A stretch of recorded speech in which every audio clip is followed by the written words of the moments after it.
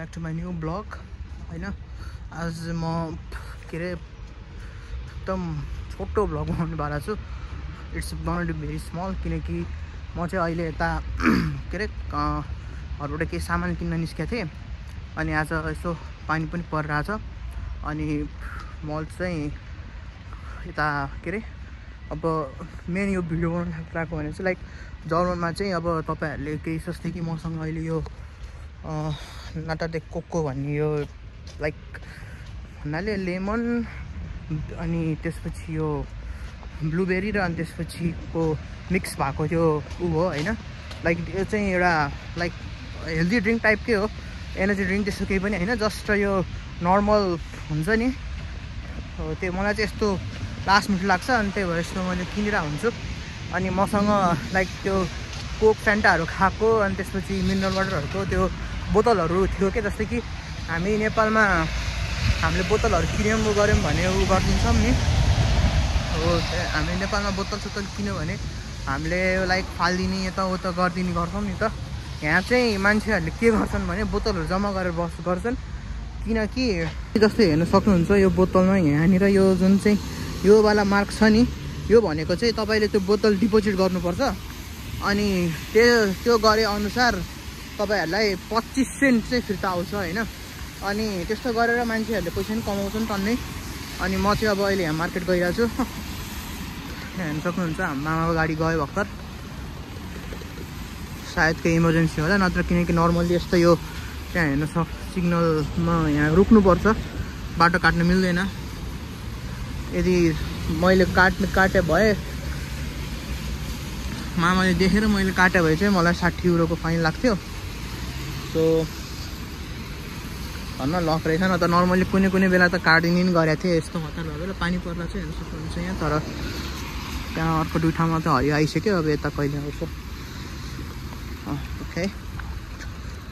अनि अब चाहिँ हामी चाहिँ लाइक तपाईँले गो होइन, हामी चाहिँ अब मार्केट जानेवाला छौँ। आल्दी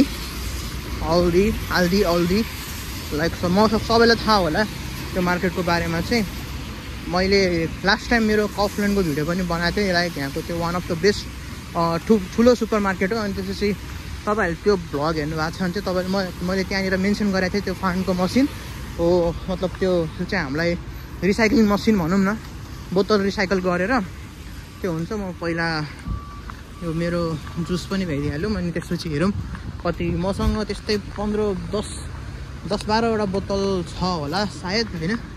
सो एउटाको 25 सेन्ट भनेपछि 4वटा गऱ्यो भने तपाईँले 1 युरो आउँछ। त्यो चाहिँ तपाईँले एउटा पेपर जस्तो आउँछ अनि त्यो चाहिँ काउन्टरमा लगेर दिनुपर्छ। अनि त्यसपछि त्यहाँबाट यो चाहिँ म्याकडोनल्ड्स हो।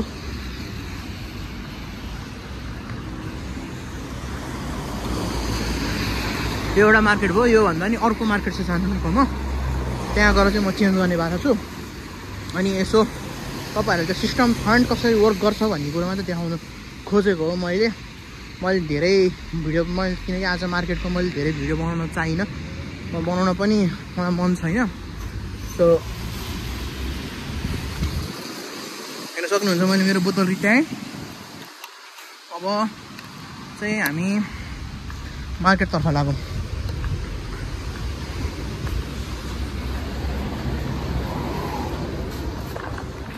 कस्तो चिप्लो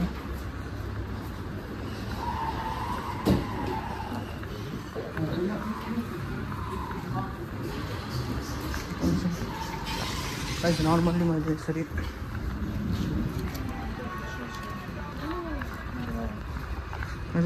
त्यसरी मोबाइल लिएर आउँछु भिडियो चाहिँ मार्केटमा चाहिँ मैले बनाउनु मिल्दैन यता, किनकि यता मेन भनेको तपाईँको प्राइभेसीलाई चाहिँ एकदम फोकस गर्छन् मान्छेले, एकदम प्रायोरिटी दिन्छन्। अनि यदि मैले त्यो गरेँ नि उनीहरूको त्यो प्राइभेसीको छ, त्यही भएर मैले तपाईँलाई फन्ड कसरी साट्छ त्यो मात्रै देखाउँछु। त्यो बाइक चाहिँ मैले अरू देखाउन मिल्दैन। पुलिस पनि यतै, मामाहरू पनि यतै आउनु भएको छ, खै किन हो गाइस। म चाहिँ त्यहाँबाट निस्केँ किनकि त्यहाँ लास्टै नै प्याक रहेछ। अब मसँग अरू केही अप्सन छैन, म यही मार्केट छिरेर यहीँबाट उ गर्नेवाला छु। मैले अब लिएर पनि सामान भनेको एउटा ब्रेड छ अनि मेबी दही, आई डोन्ट नो त्यसपछि हो म त्यही उसले युज गरेर अनि त्यही फान्डबाट म सामान उठाउने वाला छु। मिनिमम पनि एउटा ब्रेडको पैसा त आउँछ जस्तो लाग्छ मलाई।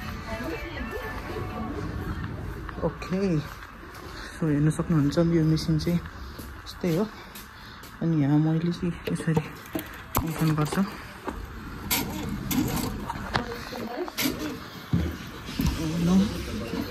काम गरेन चाहिँ मसँग बोतलहरू टन्नै छ।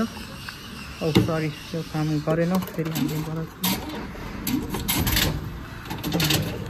त्यसपछि त्यहाँबाट गएपछि यसरी आइपुग्छ।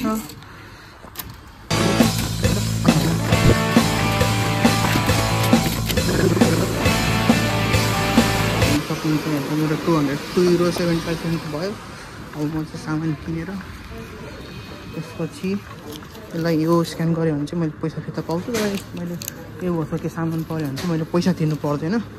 सो म चाहिँ ब्रेड उठाएर अनि त्यहाँबाट यो चाहिँ हाम्रोमा अर्को मार्केट रेवे हेर्न सक्नुहुन्छ।